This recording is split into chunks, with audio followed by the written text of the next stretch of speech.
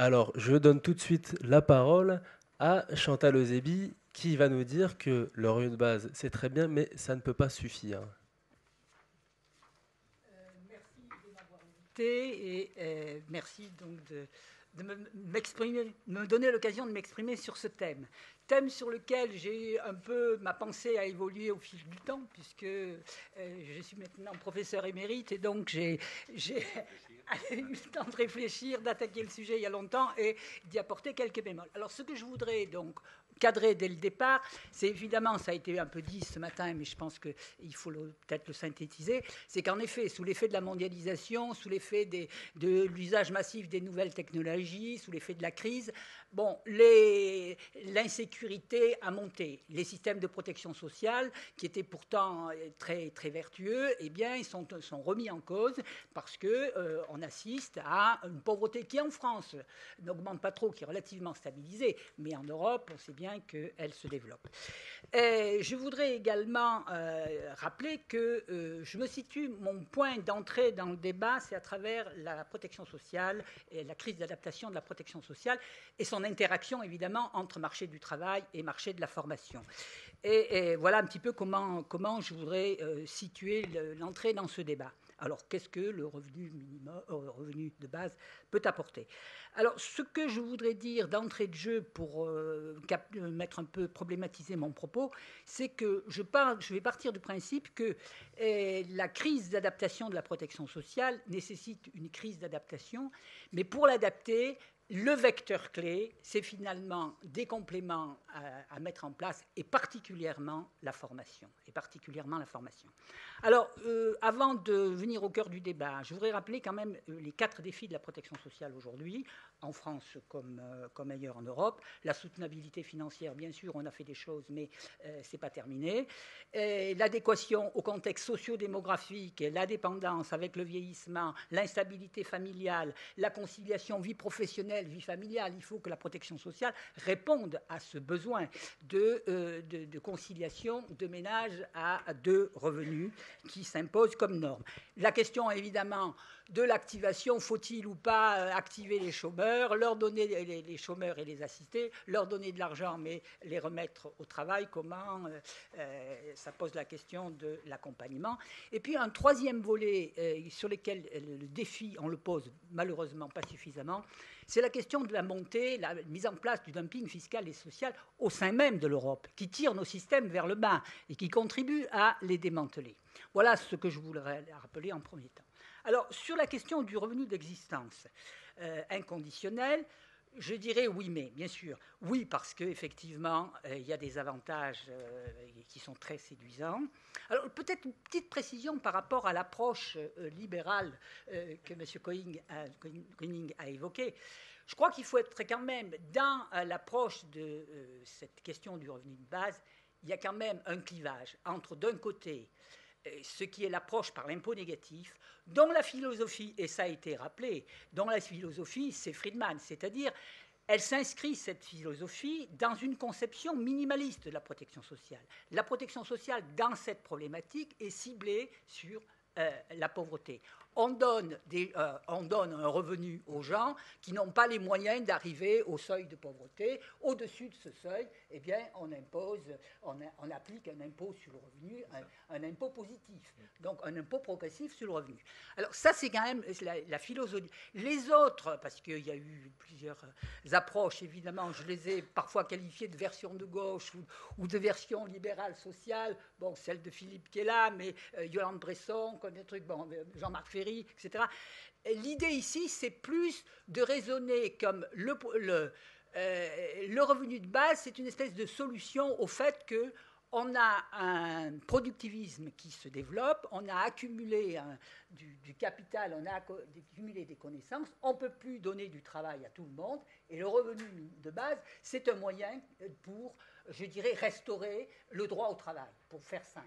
Alors, les avantages quand même sur lesquels que je voudrais synthétiser, il y a 4 avantages. C'est la rationalisation de la protection sociale. On est tous pour, parce qu'effectivement, le méandre des prestations fait qu'on a du mal, même les allocataires du RMI n'y comprennent pas grand-chose parce qu'on a trop de prestations. Donc la rationalisation, qui dit rationalisation, dit en même temps, évidemment, pour un économiste, économie de gestion.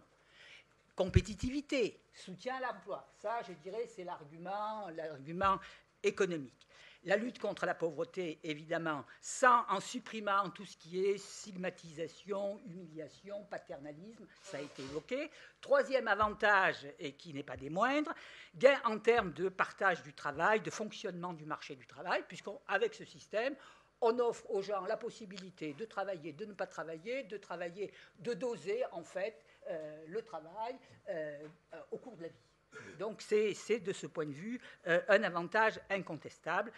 Et j'allais dire, troisième effet positif, mais ça a été vaguement évoqué en substance ce matin, c'est le gain en termes d'extension des activités sociales et publiques qui sont souvent considérées comme pas productives, mais qui en fait produisent de l'utilité sociale et en termes de conception, de bien-être, de développement humain, eh bien, elles sont aussi productives au final qu'une activité marchande. Donc effectivement, ça veut dire qu'on bascule dans notre paradigme socio-économique, dans une autre manière de raisonner.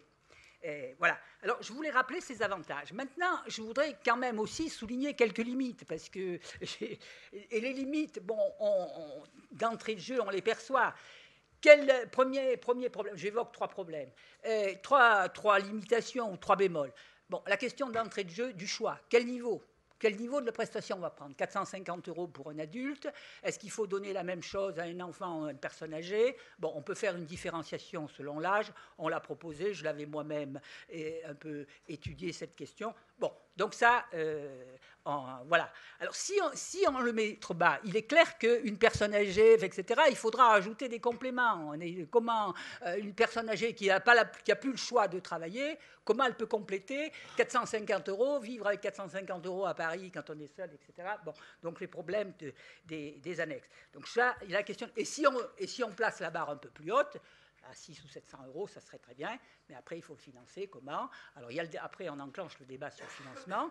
Quel financement? Alors, je serais assez d'accord avec ce qui est proposé dans le LIBER, c'est-à-dire fusionner l'impôt sur le revenu avec la CSG, voire avec l'impôt sur les sociétés.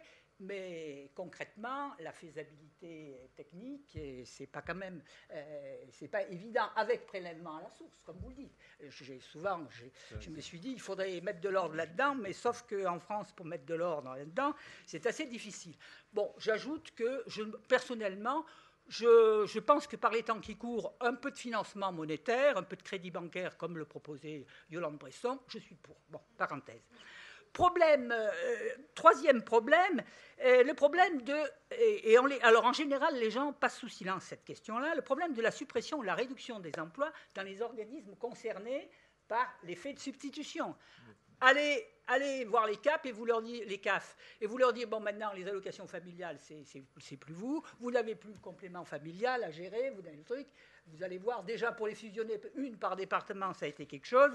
Alors, Et côté prélèvement, l'administration fiscale allait fusionner impôt sur le revenu et CSG. C'est bon, voilà.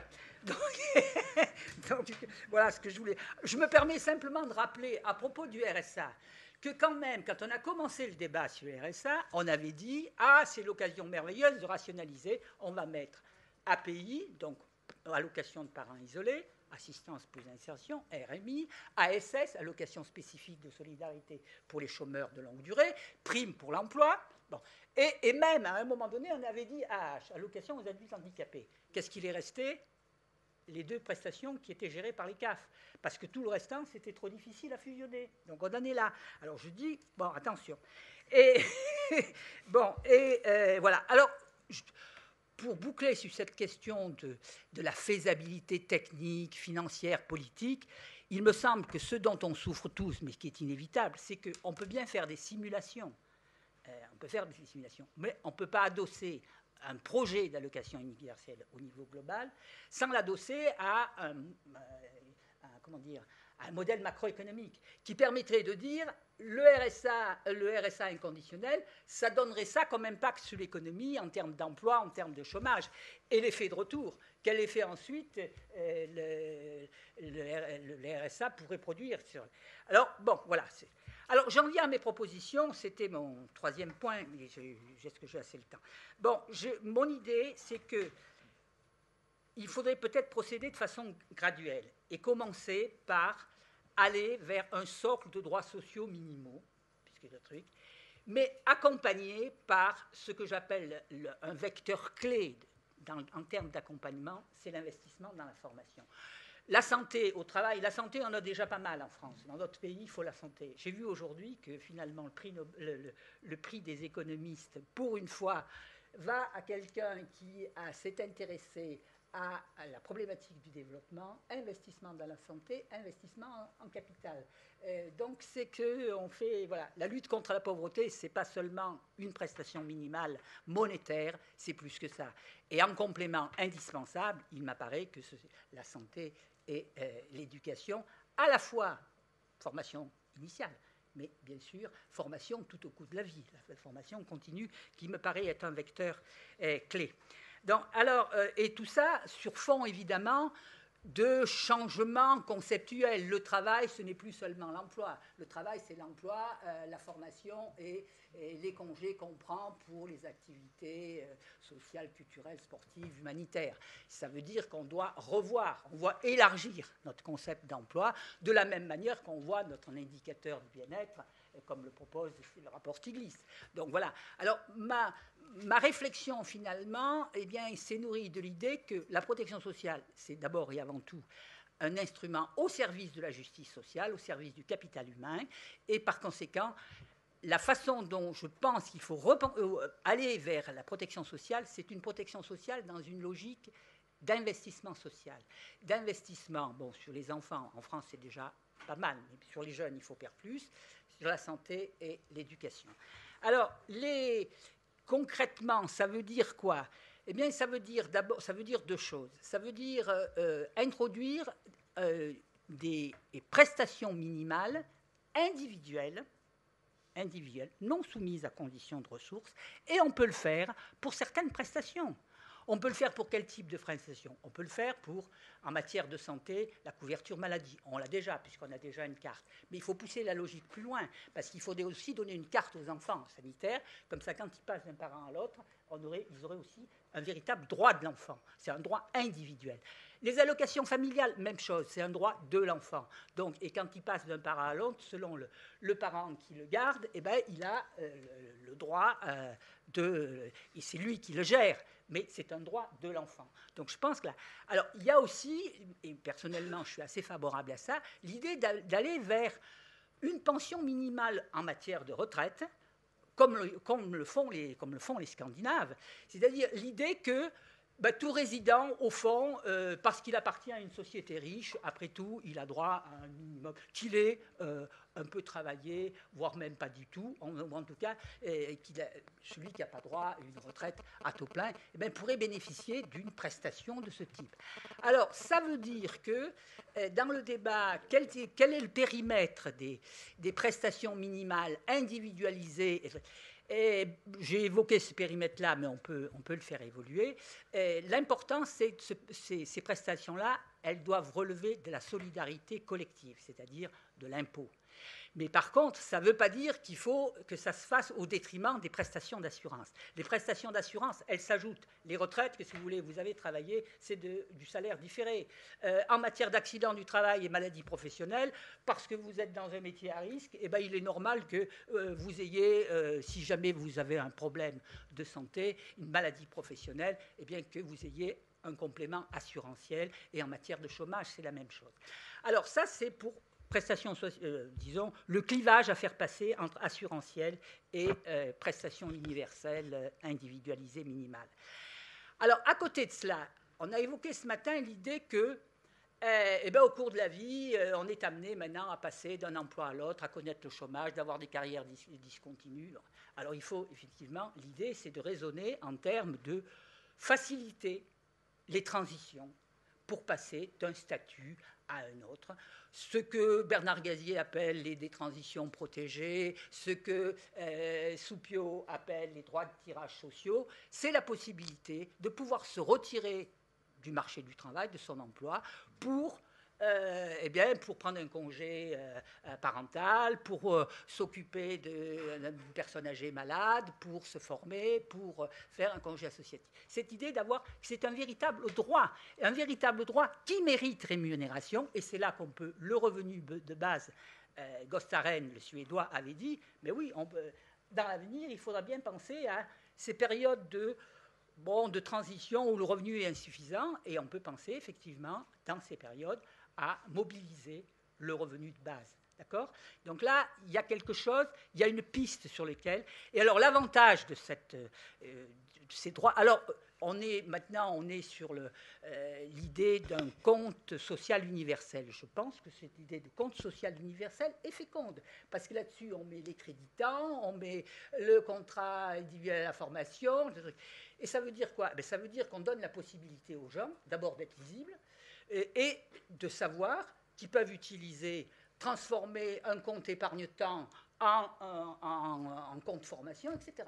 Donc là, il y a quelque chose, il y a une voie là, il y a une perspective, un chantier qui s'ouvre, qui me paraît très fécond et qui me paraît de nature à mobiliser un peu les esprits et les politiques, effectivement. Donc, et je voudrais, donc peut-être qu'il ne me reste plus trop de temps, je voudrais ici particulièrement insister sur le fait qu'on a besoin, au début de la vie active, puisque maintenant on a des temps sociaux qui s'interpénètrent, on fait des alternances, scolarité, études. Et je voudrais dire quand même qu'il y a des pays, je citerai le cas de l'Allemagne et le cas des Pays-Bas, où le cumul, je dis l'expression, cumul emploi-études, il est de 50%, il est de 65% aux Pays-Bas. Nous, il est de 21% pour les jeunes. Donc, on a besoin de faire quelque chose pour rendre notre système de formation beaucoup plus performant. Notre système, on le sait, tous les rapports le disent. Il est quoi ? Il est opaque, il est complexe et coûte cher au final. Donc, on peut mettre davantage qu'on ne le fait, l'idée d'une formation différée. Les gens qui sont en échec scolaire, il faut leur donner la chance de reprendre dans le système. Et à la sortie, il faut donner aux gens la possibilité, aux seniors, de pouvoir travailler, de pratiquer la retraite flexible. J'ai envie de continuer à travailler, je continue à travailler. Voilà. Donc je pense que là, il y a là, je dirais, une flexibilité qualitative sur la vie, avec évidemment du même coup un système d'égalité des chances. Alors, je vais conclure sur mes propos. D'abord, j'ai remarqué que l'OCDE a fait récemment une étude qui insiste sur la qualité de la formation. Donc, l'articulation, la protection sociale doit s'investir dans la formation, mais en complément, le système de formation doit être performant. Et là, on s'aperçoit que finalement, investir dans la formation, j'allais dire en termes de négociation, en termes de démocratie sociale, ça peut marcher. Pourquoi ? Parce que c'est peut-être un des rares champs où tout le monde est gagnant. L'entreprise est gagnante, la main-d'œuvre est bien formée, elle est de qualité. Dans une économie du savoir, c'est ça qui compte, et pour le futur encore plus. Donc les entreprises sont gagnantes en termes de performance, elles ont les personnes concernées, elles ont un potentiel, je dis, là je rejoins la thèse d'Amartya Sen, il faut développer les capacités pour avoir de la liberté de faire ça ou ça, il faut avoir des capacités. Et pour la société en général, il y a un gain en termes de cohésion sociale. Il y a des économies externes qui se développent. Donc j'allais dire, c'est quelque chose sur lequel on peut faire consensus. C'est-à-dire revenu de base, mais avec investissement dans la santé. Alors je pense surtout à la santé au travail ici. Santé au travail parce qu'il y a quand même, on voit le suicide au travail, etc., la dégradation des conditions de travail. Donc là, il y a un champ à explorer. Alors en conclusion, ce que je voudrais dire, c'est tout ça pour dire qu'il faut sortir d'abord de la tyrannie du court terme, qu'il faut que la protection sociale, on l'a conçue comme un mécanisme redistributif à court terme, redistributif et curatif. Maintenant, on n'est plus dans cette logique. Il faut penser l'avenir en termes d'insertion dans la durée, d'inclusion sociale, d'inclusion de la société dans la durée. C'est la seule manière pour moi de prétendre concilier pacte de compétitivité, on sait bien qu'on en a besoin, les économies sont ouvertes, on en a besoin, et pacte de solidarité. Sinon on passe à côté de la plaque. C'est une manière de faire que le social remonte un peu par rapport que la flexibilité ne l'emporte pas complètement sur la sécurité du revenu. Parce que c'est ça qui nous pend au nez, il faut être clair. Et avec ça, l'Europe sociale, je ne sais pas si on aura la question de le poser, mais si on ne fait rien contre le dumping fiscal et social, on est tous tirés vers le bas, hein, le social à la trappe, avec de l'expression sociale à la clé. Allez, j'ai parlé, merci.